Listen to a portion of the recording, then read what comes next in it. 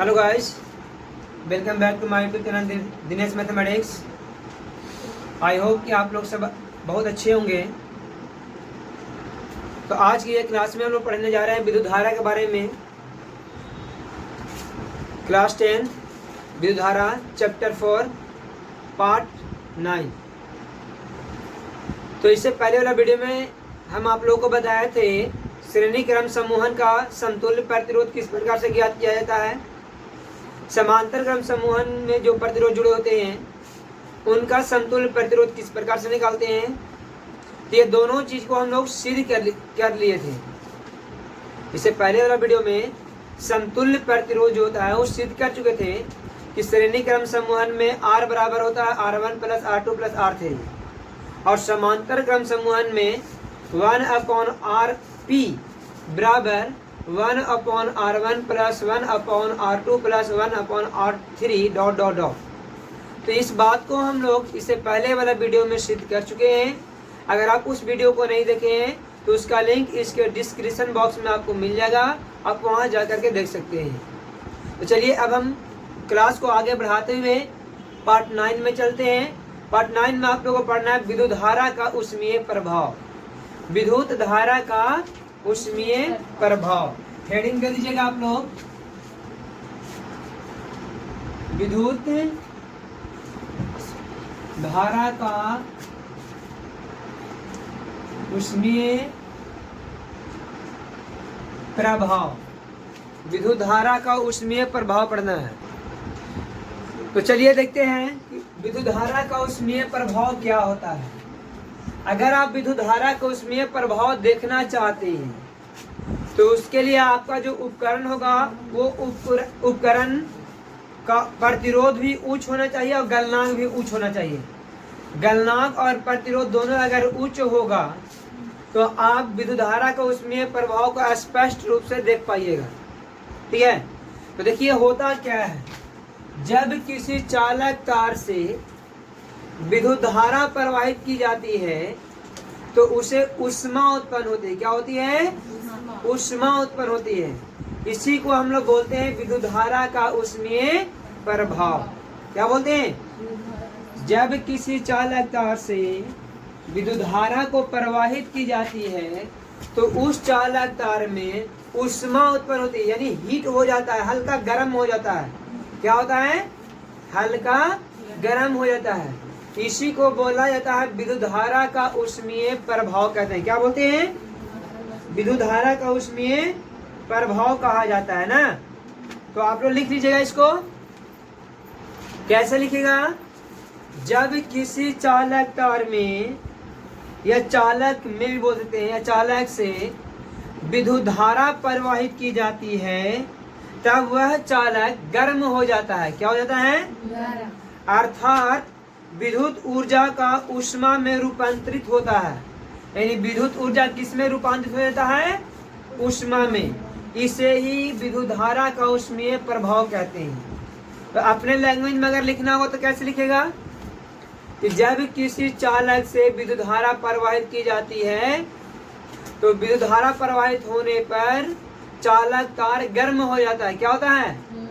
क्या हो जाता है? गर्म हो जाता है। इसे ही विद्युत धारा का ऊष्मीय प्रभाव कहते हैं। क्या कहते हैं? यानी विद्युत धारा प्रवाहित करने से ना चालक गर्म हुआ है। अगर विद्युत धारा प्रवाहित नहीं करेंगे तो गर्म होगा। तो गर्म किसके कारण हुआ?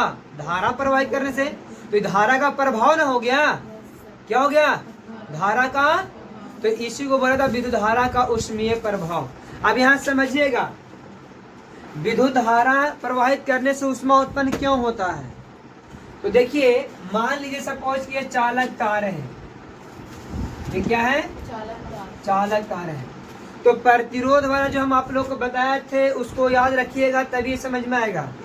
हम बताए थे कि जब इसमें हम लोग धारा को प्रवाहित करते हैं तो आगे चल करके इसमें वो प्रतिरोध काम करता है ना। प्रतिरोध क्या करता है? इसके गति को गति में रुकावट डालता है। गति में क्या करता है? आन के यहाँ टकराता है। आन के यहाँ क्या करता है? टकराता है। तो जब कोई भी चीज आपस में टकराते हैं तो गर्म होते हैं कि नहीं होते हैं?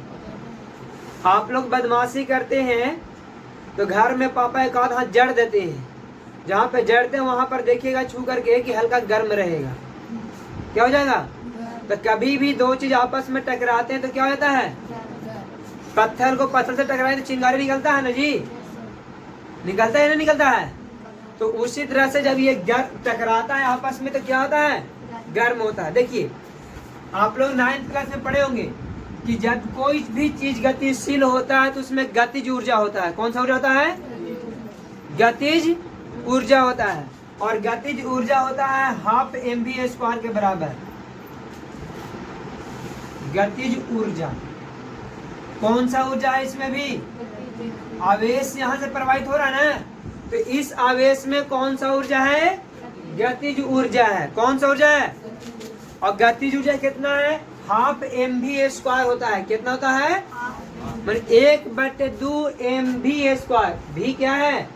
वेग है, वेग। जिस वेग से वो गतिशील है, जिस वेग से वो गति, और एम है द्रव्यमान। तो यहाँ से जब आवेश चल रहा है तो उसमें कुछ ना कुछ तो द्रव्यमान होगा, कुछ ना कुछ तो द्रव्यमान होगा ना। और जब द्रव्यमान होगा तो ये वेग जब गति कर रहा है, क्या कर रहा है? कुछ द्रव्यमान को लेकर के कोई भी चीज अगर गति करेगा तो वो होता है ऊर्जा। क्या होता है? उस ऊर्जा का नाम होता है गतिज ऊर्जा। कौन सी होता है जी? क्या नाम है इसका? क्या नाम है? गतिज ऊर्जा। ये गतिज ऊर्जा 12 mv² से इस ओर गतिशील था। समझ में आ रहा है आप लोग को?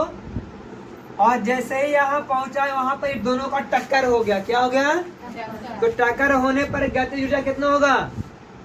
देखिए टक्कर होने पर 1/2 mv तो होगा, लेकिन भी जो है m होगा, लेकिन भी क्या हो जाएगा?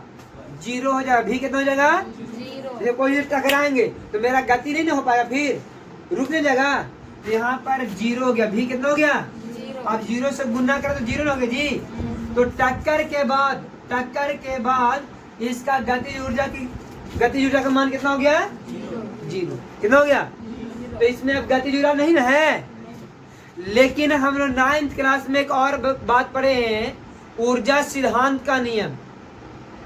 ऊर्जा सिद्धांत का नियम, उसमें कहा गया था कि ऊर्जा को न तो नष्ट किया जा सकता है और न ही उत्पन्न किया जा सकता है। न ही नष्ट कर सकते हैं और न ही उत्पन्न कर सकते हैं। ऐसा पढ़ना है ना। ऊर्जा को हम लोग उत्पन्न कर सकते हैं क्या? नष्ट कर सकते हैं क्या? नहीं। लेकिन एक रूप से दूसरे रूप में चेंज किया जा सकता है। एक रूप से दूसरे रूप में चेंज, जैसे में ये पंखा है।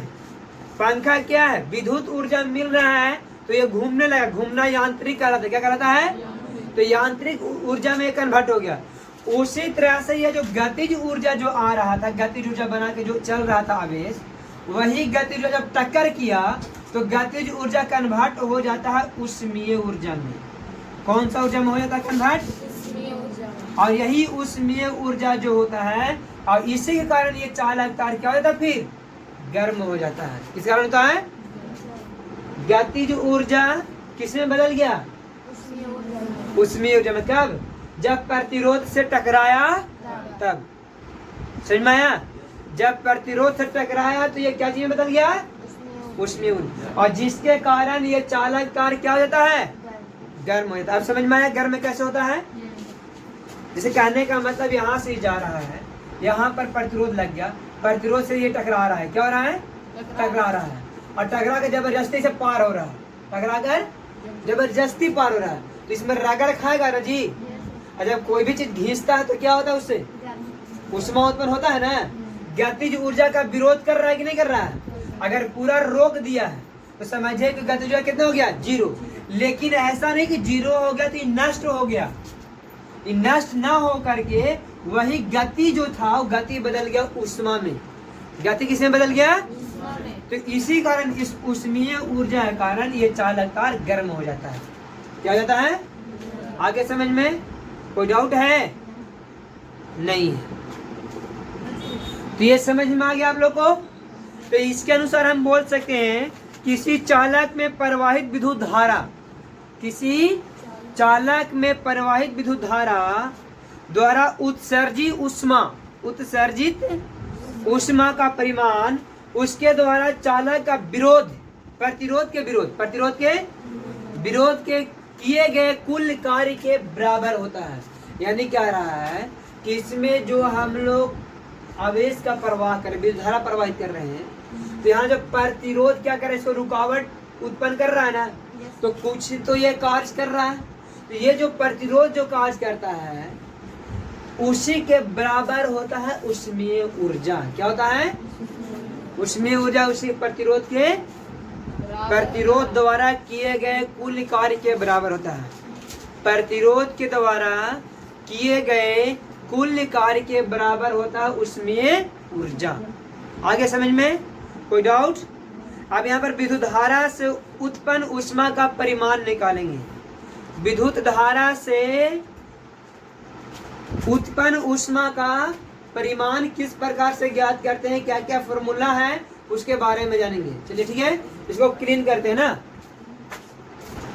देखिए यहाँ पर है विद्युत धारा से उत्पन्न ऊष्मा का परिमाण के लिए दिया हुआ है। आप लोग Q बराबर IT पढ़े ना?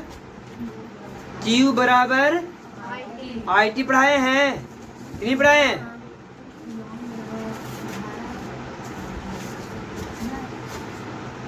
Q बराबर IT। देखिए यहाँ लिखना होगा, मान लिया कि किसी चालक PQ जिसका प्रतिरोध R है। चलिए यहाँ पर बना लेते हैं एक परिपथ समझने के लिए आप लोगों ना।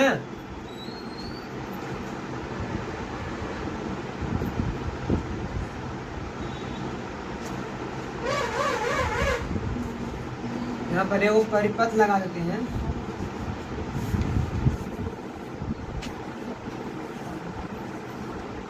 ये लग गया प्रतिरोध R,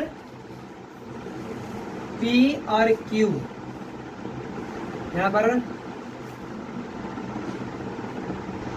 प्लस माइनस, ये होगा जी।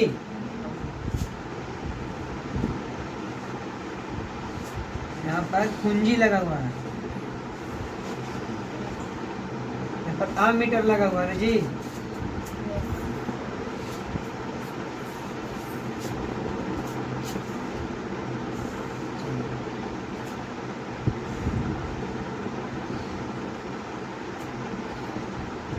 कुछ तो नहीं है। देखिए अब यहाँ पर आप लोगों को लिखना होगा, मान लिया कि किसी चालक PQ जिसका प्रतिरोध R है।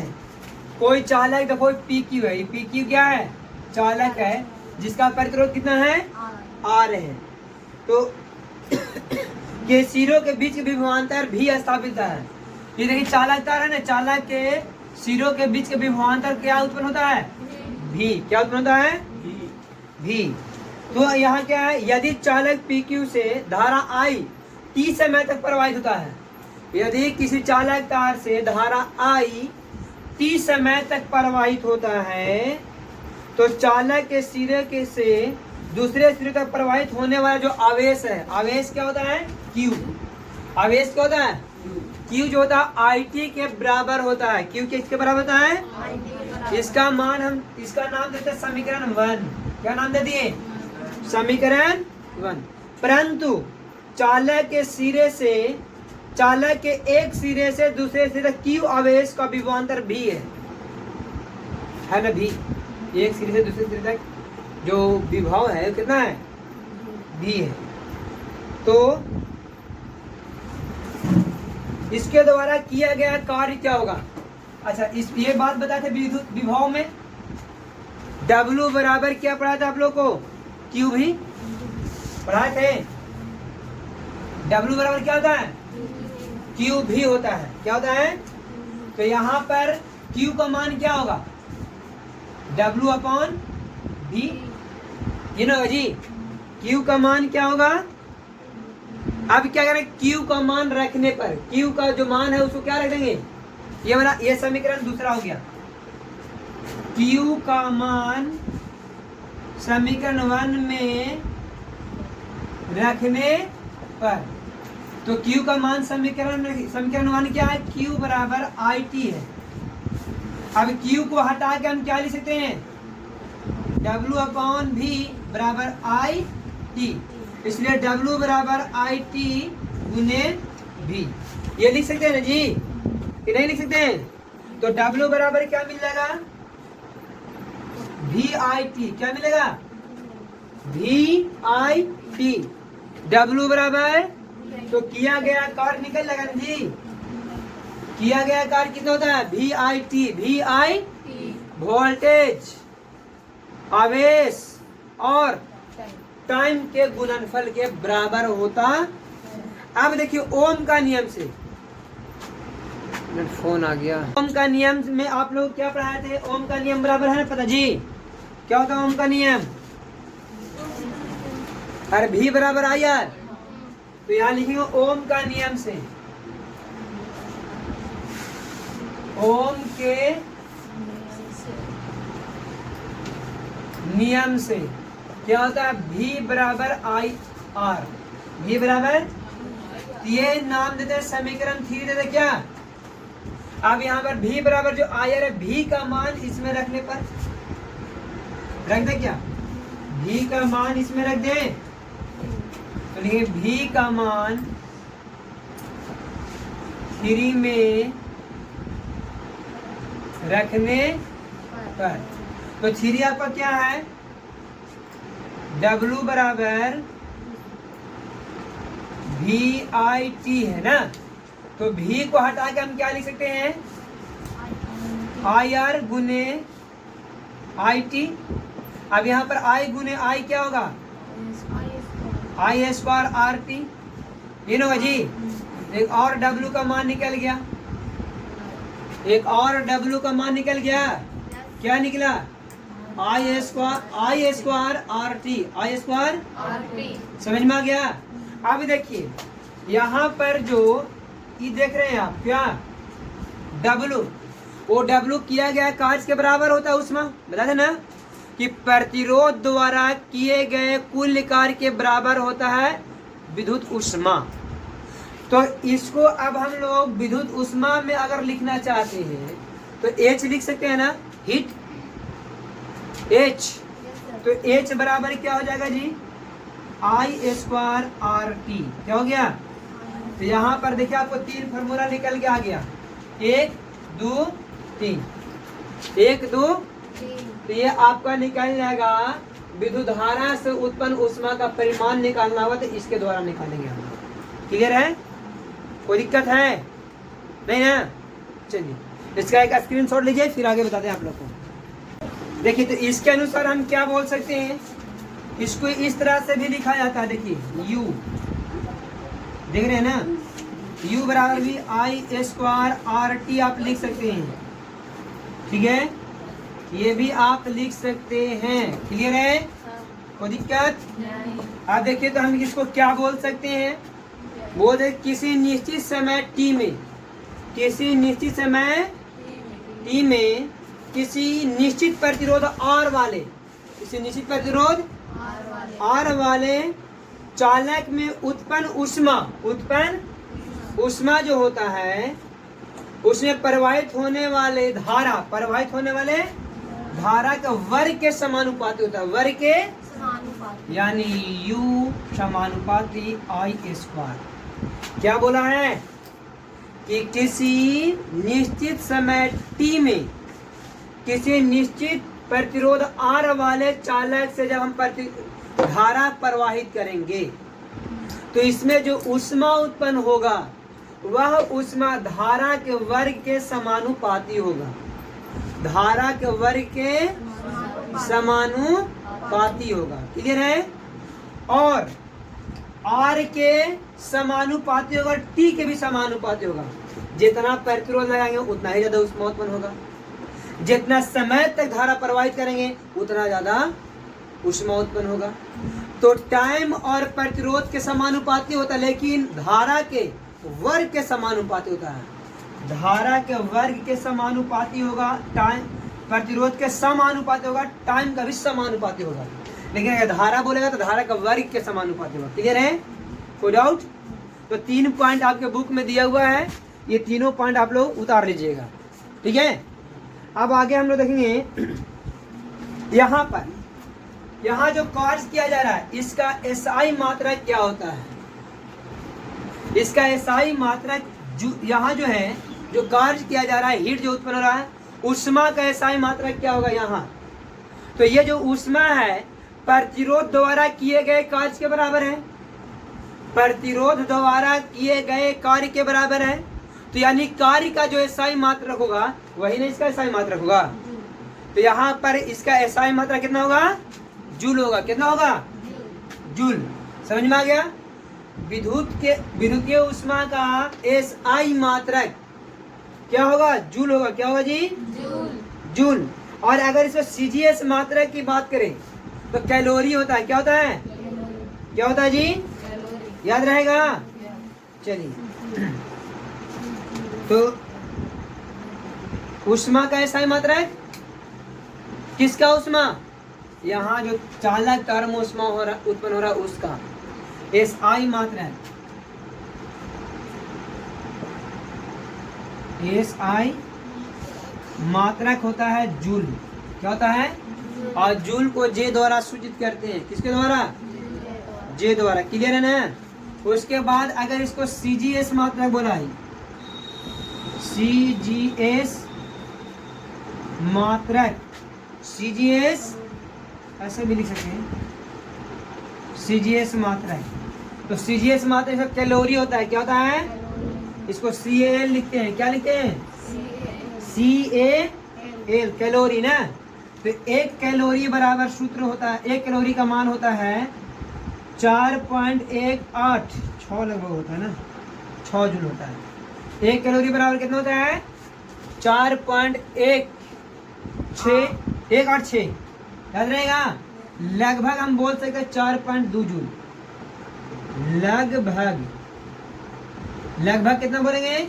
4.2 जूल। एक कैलोरी बराबर कितना? 4.2 जूल। और अगर ये लगभग में है, एक्यूरेट मान अगर पूछे तो 4.186 जूल। 4.186 जूल एक कैलोरी बराबर होता है। क्लियर है? एक कैलोरी का मान कोई पूछे तो बता दीजिए ना। ये ऑब्जेक्टिव में क्वेश्चन आ सकता है, यहाँ से यहाँ तक देखिए ऑब्जेक्टिव में क्वेश्चन बन सकता है। सीजीएस एसआई मात्रक जूल, सीजीएस मात्रक कैलोरी। एक कैलोरी बराबर कितना जूल? लगभग में 4.2 जूल। क्लियर? चलिए, बहुत अच्छा। इसका भी एक स्क्रीनशॉट लीजिए। अब आगे हम लोग को पढ़ना है विद्युत शक्ति। क्या पढ़ना है? विद्युत शक्ति। शक्ति के बारे में आप लोग 9th क्लास में पढ़े, जिसको इंग्लिश में पावर कहा जाता है। क्या बोलते हैं? पावर बोलते हैं। क्या बोलते हैं? तो इकाई समय में किए गए कार्य को शक्ति कहा जाता है। इकाई समय में किए गए कार्य को क्या कहते हैं? शक्ति कहते हैं। क्या बोलते हैं? शक्ति। तो इसको T द्वारा सूचित करते हैं, सिर्फ शक्ति को।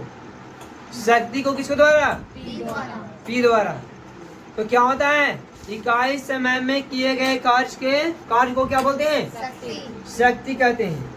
लेकिन यहाँ पर विद्युत शक्ति पढ़ रहे हैं हम लोग। क्या पढ़ रहे हैं? तो विद्युत शक्ति जो होता है, किसी विद्युत परिपथ या किसी परिपथ में विद्युत ऊर्जा की व्यय की दर को, विद्युत ऊर्जा की व्यय की, अच्छा ऊर्जा, विद्युत ऊर्जा समझ में आ रहा ना, और व्यय की दर मतलब प्रति सेकेंड, प्रति दर को उस परिपथ का, उस परिपथ की विद्युत शक्ति कहते हैं।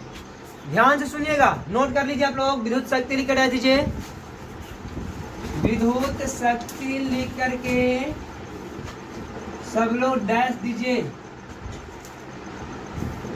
विद्युत शक्ति जल्दी लिखिए।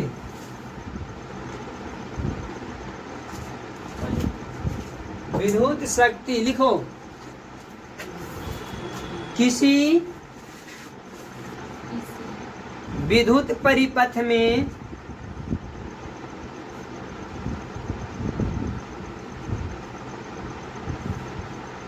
किसी विद्युत परिपथ में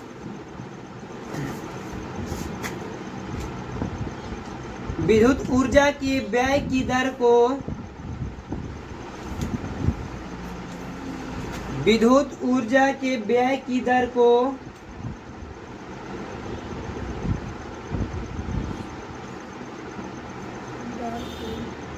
उस परिपथ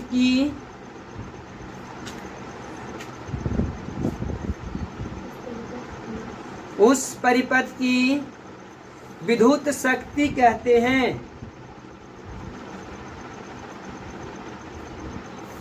इंग्लिश में इसको इलेक्ट्रिक पावर बोलते हैं। क्या बोलते हैं? इलेक्ट्रिक पावर कहते हैं। क्लियर है? चलिए यहां देखो, समझो ध्यान से। तो विद्युत शक्ति बराबर क्या होगा?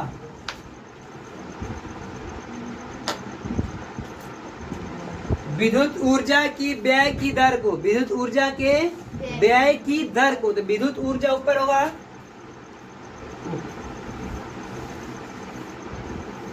विद्युत ऊर्जा की व्यय की दर, दर होता है समय। दर क्या होता है? दर मतलब समय को विद्युत शक्ति कहते, यही ना लिखवा है जी। तो यहाँ पर हम लोग शक्ति को P द्वारा सूचित करेंगे और विद्युत ऊर्जा W न था अभिजीत, अभी ने दिखाया विद्युत ऊर्जा WHU लाए थे ना। और बटा समय को T। अच्छा, यहाँ पर आप लोग अभी पढ़े थे, याद है, I²RT पढ़े थे ना। और यहाँ पर भी क्या है? अच्छा, स्क्वायर छूट गया ना, ये से ये कट गया तो क्या होगा? I²R क्या हो गया? तो यहाँ पर P बराबर क्या निकल गया? P बराबर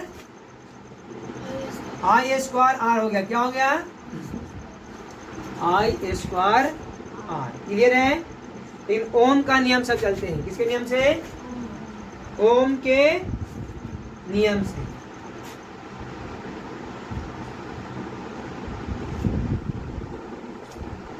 ओम के नियम में क्या पढ़े? V बराबर IR पढ़े हैं आप लोग।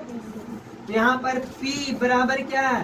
I इंटू IR लिख सकते हैं इसको। I गुने I² R क्या है? अब यहाँ P बराबर I के I, लेकिन यहाँ IR को क्या बोला गया है? ये बोला गया है। तो P बराबर VI। P बराबर क्या होता है? P बराबर क्या होता है जी? VI होता है ना। क्या होगा? क्लियर है? कोई दिक्कत है? अब I का मान क्या होगा? I का मान होता है V बटा R। याद है? I का मान याद, यहाँ से देखिए ना, अगर I का मान निकालने चलेगा आप लोग, तो I बराबर यहाँ जो R गुना करेगा क्या करेगा? ऐसे लिख सकते हैं ना कि नहीं लिख सकते हैं? यहाँ पर देखिए, तो आगे क्या हो जाएगा? P बराबर VA² बटा R होगा। P V गुने V VA², V गुने V। और यहाँ पर क्या है? R का R। कोई दिक्कत?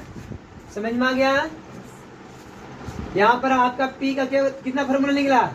1 2 गुना कर, यहाँ 2 और एक ये 3 हुआ ना। ये 3 फॉर्मूला है, आप लोग लिख लीजिएगा। इस तरह से हम घेर दे रहे हैं, 1 2 और 1। ठीक है? कोई दिक्कत? इसका स्क्रीनशॉट लीजिए। आगे देखिए, यहाँ पर भी एक फॉर्मूला बन के आपको आ सकता है ना। W बराबर P गुना T होगा कि नहीं होगा? अरे P गुना T होगा ना W बराबर जी। कोई दिक्कत? W है, यहाँ से लाए ऐसे, W को W और P गुना T PT। ये फॉर्मूला ये भी आ सकता है आपको। दिक्कत? आप देखिए, विद्युत शक्ति का SI मात्रा को वाट होता है। कितना क्या होता है? विद्युत शक्ति का SI मात्रक वाट होगा। क्लियर है?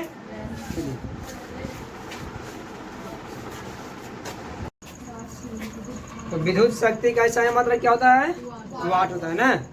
विद्युत शक्ति का SI मात्रक वाट। कोई भी पूछेगा कि विद्युत शक्ति का SI मात्रक क्या होता है, तो जवाब क्या देना है? वाट होता है। ठीक है? अब उसके बाद है यहाँ पे कि 1 वाट से आप क्या समझते हैं? 1 वाट क्या होता है? एक वाट क्या होता है, ये आप क्या समझते हैं, ये रहेगा आपको। तो एक वाट किसे कहेंगे, ध्यान से सुन लीजिए। यदि किसी परिपथ में 1 जूल प्रति सेकेंड की दर से कार्य किया जाता है, कितना, 1 जूल प्रति सेकेंड के दर से कार्य किया जा रहा हो, तो उस परिपथ का विद्युत शक्ति 1 वाट होता है। कितना होता है, ध्यान से सुनिएगा। यदि किसी परिपथ में 1 जूल प्रति सेकेंड, 1 जूल प्रति मानो 1 सेकेंड में 1 जूल, 1 सेकेंड में, तो वही बोला जा रहा है कि 1 जूल प्रति सेकेंड की दर से कार्य किया जा रहा हो, तो उस परिपथ का विद्युत शक्ति 1 वाट होता है। ठीक है। मान लीजिए कि कोई सर्किट है, परिपथ है, उस परिपथ में 1 जूल का कार्य 1 सेकेंड में किया जा रहा है।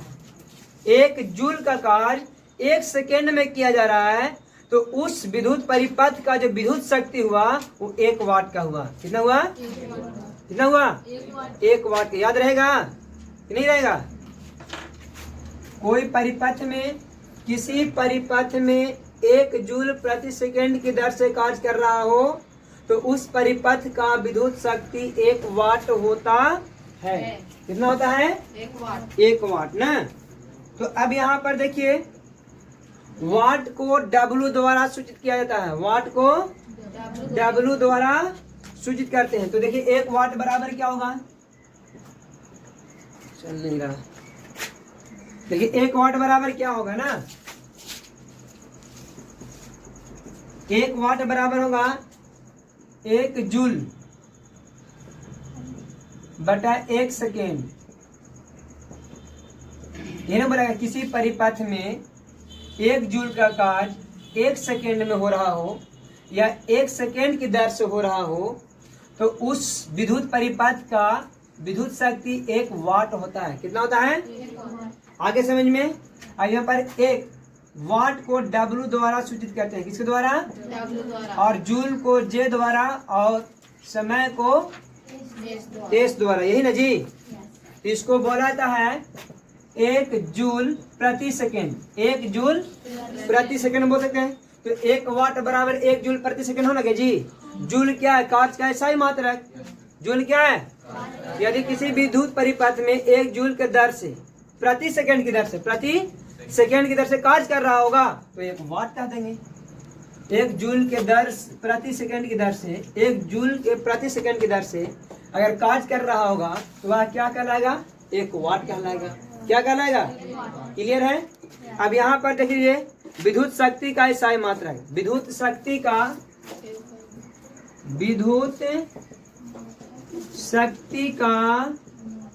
SI मात्रक। तो विद्युत शक्ति का SI मात्रक क्या होगा जी। यहाँ पर आप लोग को पहले हम पढ़ाए थे P बराबर VI, P बराबर, तो V क्या है, V विभवांतर ना जी। तो विभवांतर का SI मात्रक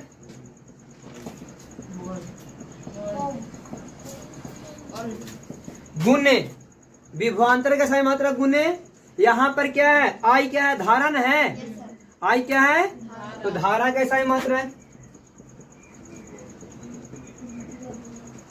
अब बताओ विभवांतर का SI मात्रक क्या होता है, वोल्ट, और धारा का SI मात्रक क्या होता है जी, क्या होता है, एम्पियर, ये ना जी। तो इसको बोलेंगे VA, क्या बोलेंगे, VA ना बोलेंगे जी। अब यहाँ पर अगर 1 वाट की बात कर रहा है, कितना, 1 मिनट, इसको ऐसे लिख दें,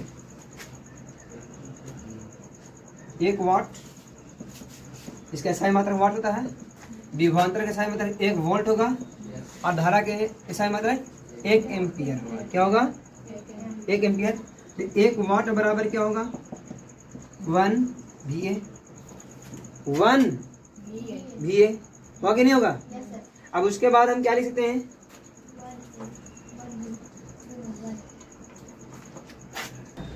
अब यहाँ पर देखिए ये लिखा गया ना ऐसे, तो इसको हम ऐसे लिखते 1 वोल्ट एम्पियर बराबर 1 वोल्ट गुने 1 एम्पियर लिख सकते हैं ना। 1 वोल्ट गुने 1 एम्पियर लिख सकते हैं। क्लियर है? इसको लिख सकते हैं 1 वाट एम्पियर बराबर क्या होगा? 1 वोल्ट एम्पियर गुने 1 वोल्ट गुने 1 एम्पियर। 1 वोल्ट गुने, अब यहाँ पर देख लीजिए आप ध्यान से, तो यहाँ पर इसका मतलब क्या होगा? 1 जूल बटा 1 कूलम होगा ना जी, गुने 1 कूलम बटा 1 सेकेंड। उसके बाद बराबर में क्या लिखते हैं? 1 जूल, एक मिनट, कूलम से कूलम कैंसिल, कूलम से कूलम कैंसिल। यहाँ क्या हो जाएगा जी? 1 जूल प्रति सेकेंड। ये नीचे है तो प्रति सेकेंड हो जाएगा जी। यहाँ पे एक, यहाँ पर देखिए सेकेंड, कूलम से कूलम कट गया तो 1 जूल प्रति सेकेंड हुआ। जूल प्रति सेकेंड को क्या बोलता है? वाट। एक तो 1 वाट इसी को बोलते हैं, क्या बोलते हैं? कोई दिक्कत है? चलिए इसका स्क्रीनशॉट लीजिए, फिर आगे बताते हैं आप लोग को। आप देखिए विद्युत ऊर्जा क्या होता है। हमारे घर, हम लोगों को घर में जो मीटर ठोका जाता है ना, उसमें हम लोग को यूनिट में बताता है। क्या होता है? यूनिट। 1 यूनिट खपत हुआ, 2 यूनिट खपत हुआ, 3 यूनिट खपत हुआ, है ना। तो इससे पहले आप समझ लीजिए कि कोई अगर हीटर हो या कोई भी उपकरण 1000 वाट का है। कितना का है? 1000 वाट का। अगर उसको हम 1 घंटा तक चलाते हैं, क्या चलाते हैं? 1 घंटा तक, तो वह हमको 1 यूनिट खपत करेगा बिजली। कितना बिजली खपत करेगा? 1 यूनिट। तो कोई भी उपकरण अगर 1000 वाट का है, अब 1 घंटा चलाया जाएगा तो उसको बोलते हैं 1 किलोवाट घंटा। क्या बोलते हैं उसको? 1 किलोवाट घंटा। 1000 वाट बल्ब को, ये बल्ब तो हो ही नहीं सकता है ना। मान लिया कि 4-5 बल्ब लगा दिए तब हो सकता है, 5-6 बल्ब। लेकिन यहाँ पर एक हीटर जो होता है उसका प्रतिरोधकता बहुत अधिक होता है, तो वो बहुत ज्यादा वाट का होता है। तो मान लीजिए कोई हीटर है, वो हीटर है 1000 वाट का। अगर उस हीटर या इंडक्शन होता है ना सर, अगर इसको आप चलाते हैं 1 घंटा तक, कितना तक? तो उसको हम लोग बोलेंगे अपने लैंग्वेज में 1 किलोवाट घंटा। क्या बोलेंगे? और 1 किलोवाट घंटा बराबर 1 यूनिट होता है। कितना, क्या होता है? 1 यूनिट खपत होगा। कितना होगा? तो 1 किलोवाट घंटा बराबर कितना जूल होता है? 1 किलो वाट घंटा बराबर होता है 3.6 गुने 10 के पावर 6 जूल। 10 के पावर 6 जूल होता है। याद रखिएगा, ये ऑब्जेक्टिव क्वेश्चन में आता है। 1 किलोवाट घंटा बराबर कितना होता है? तो 3.6 गुने 10 के पावर 6 जूल। 3.6 गुने 10 के पावर 6 जूल। समझ में आया? अब 1 किलोवाट बराबर, 1 किलोवाट घंटा बराबर होता है 1 यूनिट। क्या होता है? तो 1 यूनिट बराबर भी तो यही ना होगा जी। 1 यूनिट बराबर भी क्या होगा? यही ना होगा कि दूसरा हो जाएगा। अब यहाँ समझे ध्यान से, हमारे घर में जो बिजली आती है, बिजली का जो बिल आता है, वो आता है बोर्ड ऑफ ट्रेड यूनिट से। बोर्ड ऑफ ट्रेड यूनिट, इसको शॉर्टकट में BOT कहा जाता है। क्या कहते हैं? BOT unit. BOT, board of trade unit. Board of trade unit. समझ में आ गया? या केवल यूनिट भी बोल लीजिए। हम लोग के यहाँ तो लोग आते हैं, अब अगर बोलते हैं कि इतना यूनिट खपत हुआ है सर, इतना बिल हुआ, लेकिन अगर उसको सही मायने में देखा है तो बोर्ड ऑफ ट्रेड यूनिट कहलाता है। क्या कहलाता है? Board of trade unit. समझ में आ गया आप लोग को? कोई दिक्कत? अब यहाँ पर ऑब्जेक्टिव क्वेश्चन में ये भी पूछा जा सकता है कि बोर्ड ऑफ ट्रेड यूनिट का संक्षिप्त नाम क्या है? तो बोले BOT। क्या नाम है? BOT। क्लियर है ना? तो 1 BOT बराबर कितना? ये 1 यूनिट बोल लीजिए। 1 यूनिट बराबर कितना? 3.6 गुने 10 के पावर 6 जूल। समझ में आ गया आप लोग को? अब यहाँ पर देखिए, विद्युत धारा के ऊष्मीय प्रभाव पर कार्य करने वाले उपकरण का, कुछ उपकरणों के बारे में हम लोग कुछ जान लेते हैं ना। विद्युत धारा के ऊष्मीय प्रभाव पर कार्य करने वाले कुछ उपकरणों के बारे में हम लोग जानेंगे। ठीक है? विद्युत धारा के ऊष्मीय प्रभाव, विद्युत धारा के ऊष्मीय प्रभाव पर कार्य करने वाले कुछ उपकरण का नाम देखेंगे और कैसे काम करता है उसके बारे में जानेंगे। तो चलिए हम लोग क्या करते हैं, एक बल्ब लेते हैं, है ना। बल्ब जो होता है विद्युत बल्ब, जो पीला वाला बल्ब होता है, एलईडी बल्ब नहीं, पीला वाला जो बल्ब होता है 100 वाट लिखा रहता है ना, उसकी बात करते हैं। तो वो जो होता है आप लोग दिखा रहे हैं, आप लोग को एक मिनट रुक जाइए। देखिए इस बल्ब की बात हम कर रहे हैं ना, ये बल्ब देख रहे हैं ना आप, ये बल्ब आप लोग देख रहे हैं, ठीक है। ये बल्ब देखिए ई वाला जो दोनों देख रहे हैं आप लोग, ये दोनों यहाँ पे, इसको स्पर्शक बोलते हैं। स्पर्शक क्या बोलते हैं, यानी स्पर्श करने वाला होता है। क्या होता है, ये धातु का टोपी होता है, ये क्या होता है, और ये शीशा, ये क्या है, और ये तार दिख रहे हैं ना आप लोग, ये लंबा लंबा, ये आपका क्या है, धातु का बना होता है। और यहाँ जो ये तार देख रहे हैं घुमा के दिया हुआ है, ये देखिए ध्यान से, ये फिलामेंट है। ये क्या है, फिलामेंट या तंतु बोलते हैं, फिलामेंट या। तो जब ये दोनों में करंट सटता है तो करंट इससे होते हुए चलाता है फिलामेंट में, और फिलामेंट का प्रतिरोध अधिक होता है। प्रतिरोधकता क्या होता है, अधिक होता है। 2700 डिग्री सेल्सियस से 34 इतना टेम्परेचर पर ये रहता है ना, इतना टेम्परेचर को ये मेंटेन कर सकता है। सिमाया, इसका प्रतिरोधकता अधिक होता है। तो इसमें क्या होता है कि देखिए, सबसे पहले इसको स्पर्शक बोलते हैं। धातु का टोपी है, ये शीशा है, और इसके अंदर में ये जो लगा हुआ है, ये टंगस्टन जो चमकता है ना, वो क्या करता है, चमकता है। ये चमकता है ना, वो होता है फिलामेंट। क्या होता है, फिलामेंट। क्या होता है, फिलामेंट होता है। देखिए ध्यान से समझिए, यहाँ पर ऑब्जेक्टिव क्वेश्चन में ये पूछता है कि ये जो बिजली के बल्ब में किसका प्रयोग किया जाता है, विद्युत बल्ब में, तो फिलामेंट लगा होता है। क्या लगा होता है, चमकता हो, क्या होता है, फिलामेंट। ये उसको टंगस्टन का बना होता है। किस चीज का, अब यहाँ पर ये क्वेश्चन आएगा कि फिलामेंट किस चीज का बना होता है, टंगस्टन का। फिलामेंट किस चीज का बना होता है, टंगस्टन का होता है। तो इसमें से देखिए क्या होता है कि ऑक्सीजन निकाल लेता है। अगर ऑक्सीजन के संपर्क में जैसे ही टंगस्टन को लाएंगे तो टंगस्टन टूट जाता है। टंगस्टन क्या होता है, टूट जाता है, नष्ट हो जाता है। या बहुत अभी जल रहा होगा और उसको गर्म हिला देंगे, बहुत जोर से हिला डोला कर देंगे तो भी टंगस्टन टूट सकता है।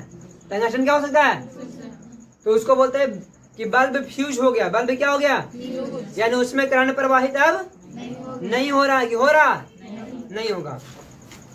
तो इसको बोलते हैं टंगस्टन। क्या बोलते हैं, टंगस्टन। इसमें भरा जाता है नाइट्रोजन और आर्गन। क्या भरते हैं, नाइट्रोजन और आर्गन भरा जाता है। क्या भरते हैं, नाइट्रोजन और।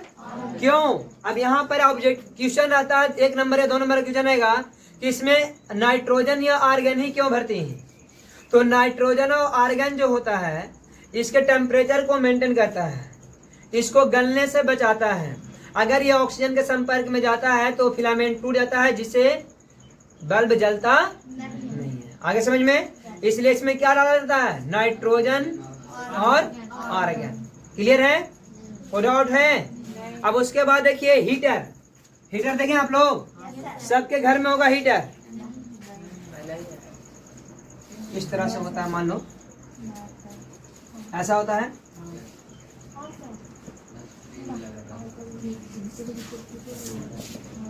होता है ना ऐसा जी, ठीक है। तो इसमें देखे हो कि इस तरह से खांचा काटा रहता है, इस तरह से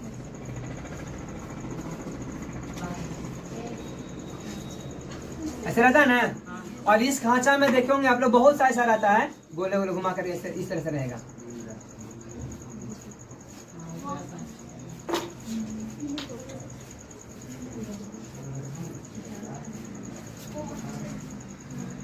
इस तरह से खांचा रहता है ना। और इस खांचा में आप लोग देखे होंगे कि स्प्रिंग की तरह ऐसे ऐसे गोल गोल तार डाला रहता है। देखिए ना आप लोग, इस तरह से गोल चारों तरफ क्या रहता है इसके, खांचा में पूरे तरह से वो जो तार भरा था वो होता है नाइक्रोम का तार। किसका होता है, नाइक्रोम का तार होता है। और ये चिकनी मिट्टी का होता है, चिकनी मिट्टी का बना रहता है ना, ठीक है। और यहाँ पर जाता है, ये आपका रहता है लकड़ी रहता है, है नहीं वाला बाहरी वाला लकड़ी ना रहता है, लकड़ी हो या लोहा हो। लोहा ज्यादा इस्तेमाल ना करके लकड़ी करते हैं लोग कि लोहा में करंट आ जाता है, लोहा में क्या आता है, इसलिए लकड़ी लगा रहता है ना। समझ में आया? अब देखिए इसमें क्या है कि तार जोड़ देते हैं, तो तार जोड़ने पर ये क्या होता है कि जब इससे धारा प्रवाहित होता है तो इसका प्रतिरोधकता बहुत अधिक होता है, बहुत अधिक होता है, बहुत अधिक होता है। तो क्या होता है कि जब इसमें करंट प्रवाहित करते हैं तो ये प्रतिरोधकता अधिक होने के कारण इलेक्ट्रॉन जब पार करते हैं तो बहुत रगड़ खाते हैं, और ज्यादा रगड़ आते हैं तो क्या होता है, वो ये क्या होता है, चमकने लगता है, जलने लगता है, जल करके एकदम लाल हो जाएगा। क्या हो जाता है? फिर इस पर हम लोग क्या बैठाते हैं, अपना बर्तन उर्तन डाल करके खाना बना लेते हैं। तो ये हो गया हीटर। हीटर भी विद्युत धारा को उसमें प्रभाव पर कार्य करता है। किस पर? विद्युत धारा को उसमें प्रभाव पर। ये नाइक्रोम का तार होता है, नाइक्रोम, नाइक्रोम का तार का होता है ये वाला। समझ में आया ना? कोई दिक्कत? उसके बाद आयरन भी देखोगे, गीजर भी देखोगे, ये सब क्या है आपका, जितना भी गर्म करने वाले मशीन है सब क्या है, विद्युत धारा को उसमें प्रभाव पर काम करते हैं। किस पर करते हैं? ये जब जलता तो गर्म नहीं हो जाता है, ये विद्युत धारा को उसमें प्रभाव कारण हो रहा जी। इसमें करंट अगर नहीं डालेंगे तो गर्म होगा, अभी गर्म है, ये गर्म होगा। गर्म कब होता है? जब इसमें हम करंट डालते हैं, धारा प्रवाहित करते हैं, तो धारा प्रवाहित करे तब गर्म हो रहा है, तब नहीं उसमें हो रहा है। तो किसका प्रभाव हुआ? धारा का प्रभाव हुआ। तो इसको बोलते हैं विद्युत धारा का उसमें इलेक्ट्रिक इफेक्ट बोलते हैं इंग्लिश में। क्या बोलते हैं? Electric effect. समझ में आ गया आप लोग को? अब एक पढ़ना आप लोग को फ्यूज। क्या पढ़ना है? फ्यूज। उसको सुरक्षा फ्यूज के नाम से भी जानते हैं लोग, सुरक्षा फ्यूज के नाम से। तो घर में जो बोर्ड लगा रहता है, बोर्ड में फ्यूज लगा रहना चाहिए, सभी के घर में फ्यूज लगा रहना चाहिए। फ्यूज क्या करता है? फ्यूज का गलनांक बहुत कम लेकिन प्रतिरोध अधिक होता है। प्रतिरोध क्या होता है? अधिक होता है। प्रतिरोध क्या होता है? अधिक होता है। देखिए जस्ता, लेड और टीन का मिश्र धातु होता है। ये तार होता है ना, फ्यूज का तार, फ्यूज का जो तार होता है जस्ता, लेड और टीन का मिश्र धातु का होता है, मिश्र धातु। तो मिश्र धातु कोई भी हो प्रतिरोध अधिक हो जाएगा। प्रतिरोध क्या होगा? लेकिन गलनांक कम रहता है। गलनांक क्या होता है? जब उच्च धारा प्रवाहित होने लगता है तो क्या होता है, फ्यूज का तार टूट जाता है, जिससे हमारे लगे उपकरण सब क्या होते हैं, सुरक्षित होते हैं, बच जाते हैं ना, बचते ही ना बचते हैं। तो फ्यूज समझ में आ गया आप लोग को? फ्यूज के बारे में ज्यादा कुछ नहीं पढ़ना था। फ्यूज का तार जस्ता, लेड और टीन के मिश्र धातु का बना होता है। ऑब्जेक्टिव क्वेश्चन में यही आएगा, क्वेश्चन में यही पूछ सकता है, अति लघु उत्तरीय में भी पूछ सकता है कि फ्यूज का तार किन किन धातुओं का मिश्रण होता है। जस्ता, लेड और टीन का मिश्र धातु का बना होता है। इसका प्रतिरोध अधिक, गलनांक कम होता है। जब सर्किट से उच्च धारा प्रवाहित होने लगता है, यह शॉर्ट सर्किट होता है, तो ऐसे स्थिति में क्या होता है कि फ्यूज का तार कट जाता है। फ्यूज का तार क्या होता है? और फ्यूज का तार कट जाने से हमारे घरों में लगे उपकरण सुरक्षित रह जाते हैं। हमारे घरों में लगे उपकरण सब क्या होते हैं? सुरक्षित। इसलिए इसको सुरक्षा फ्यूज भी कहते हैं। क्या कहते हैं? चलिए, तो आज की क्लास हम लोग यहीं पे समाप्त करते हैं। ठीक है, चैप्टर समाप्त होता है। अब इसमें हम लोग को नॉमरिकल बचा हुआ है। नेक्स्ट वीडियो में आप लोग को नॉमरिकल बताएंगे, नॉमरिकल किस प्रकार से बनाते हैं ये अगले वीडियो में आप लोग को दिखाएंगे। ठीक है, तो अगर वीडियो अच्छे लगे तो मेरे यूट्यूब चैनल लाइक करें, शेयर करें और अपने दोस्तों के पास शेयर करें।